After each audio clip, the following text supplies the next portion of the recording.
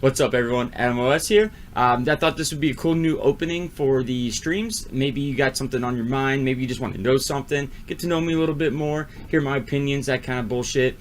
So I don't have a name for this segment. Just maybe ask AdamOS, like what it says up there or whatever. I don't know. We'll go with that. All right. So yeah, just tweet me some questions. I'll answer as many of them as I can. You can either tweet them, send it to me on a message here. I don't know. Just get a hold of me somehow. I'll read it out and then I'll answer. So I got a few today that I've started. So the first one says, have you beaten any bad games? Well, if you're familiar with this channel, I've beaten a lot. I think the most recent I would call like bad game I beaten was what was that? California Raisins game. It was like some prototype made for the NES, and it was terrible. But I got through that, and I know I kind of like I draw to bad games, you know, just because like the easy ones there's no challenge, you know, or even stuff that's like notoriously hard but people still beat, like maybe we'll say like Legend of Zelda, you know, it's like, oh yeah, you beat Legend of Zelda, so have I, you know, so has everyone. So how many people can say they beat the California Raisins game for NES? Ding. You know, like, so I like the harder games because they present that challenge, whether the challenge just be from bad controls, you know, or just terrible gameplay, just whatever it is. I'm kind of drawn to them. And so if you have any cool ideas for like bad games that you want to see me beat, let me know. I'll see what I can do about it. All right. So the next, okay, this game, or if I can talk right, this question is about my job. Some of those who don't know, I work at a local game store, like not a GameStop, not like a big guy. I'm talking like a mom and pop just starting. Says, you know, they got more than one store, but you know, it's like a small chain. All right, so it says, what systems are losing interest in which are gaining interest?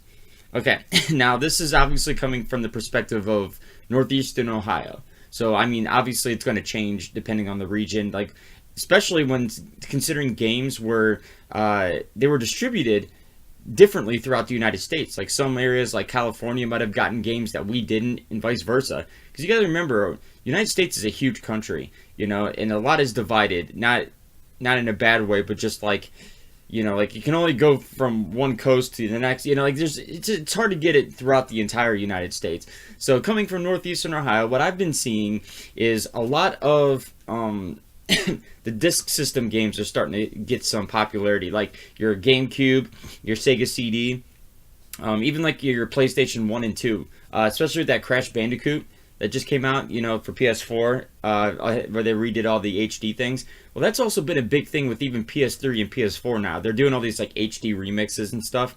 So I see a lot of these disc systems coming about, and I'm seeing a decrease actually in like Nintendo, Sega, you know, all your like 16 and 18-bit consoles. I think because like the hipsters finally realized that it's just a trend.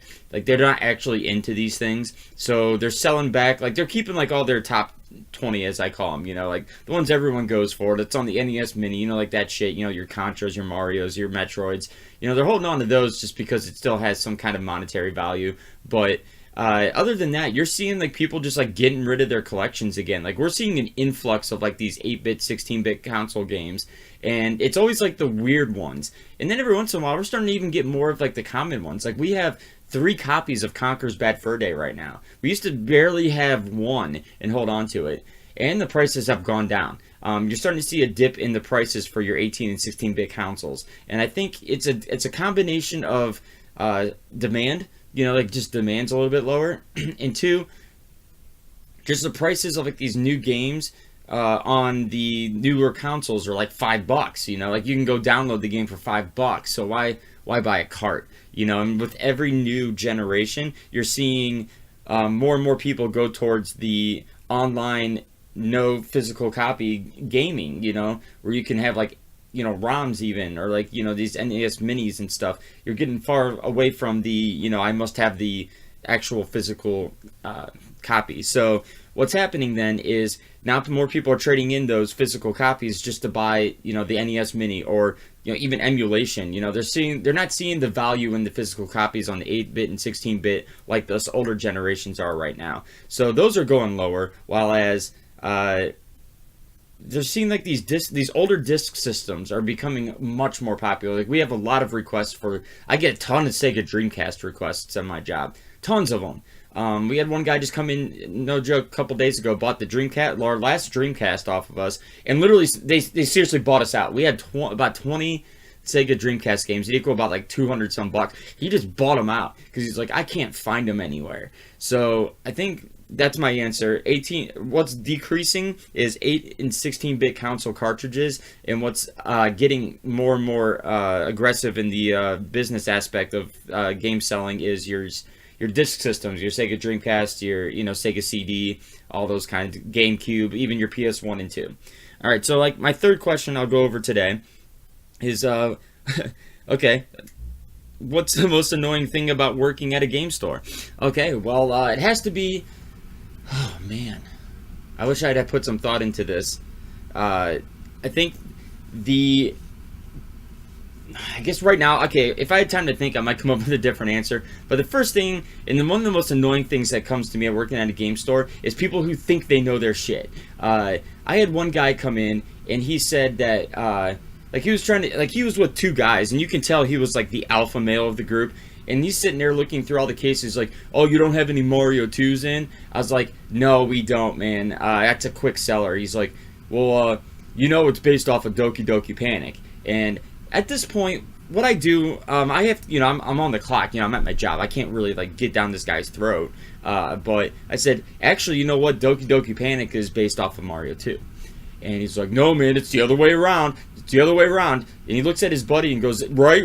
And his buddy just kind of gives him this look like, yeah, I guess, And I just have to leave it alone at that. Like, if I argue with this guy, I can get in trouble or we lose a customer, So I just go, oh, okay, well, we don't have Doki Doki Panic either, So, and then along those same lines is the guy who wants to talk about something but has no knowledge about it.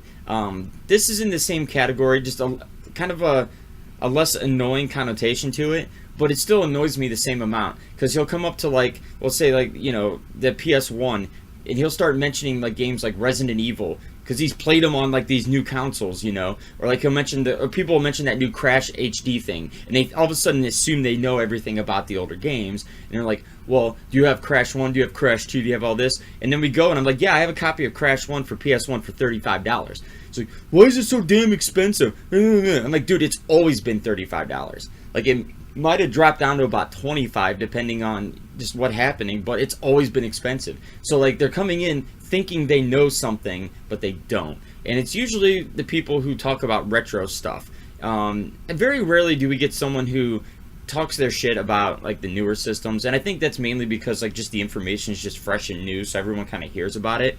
But yeah, you get into those people who just think they know what they're talking about, and I understand if you're someone who like, you're trying, like you're not trying to act like but like you're just trying to have the conversation, and you might say something that just is wrong, but just when I go to you, go, hey, no, Mario 2 actually was not based on Doki Doki Panic, it's the other way around. Just be the better person and go, oh, really? I didn't know that. Because that's just how it is in this world. I work at a game store for a reason. Like, I'm not going to bullshit you. Like, I'm there. I got the job because of my knowledge.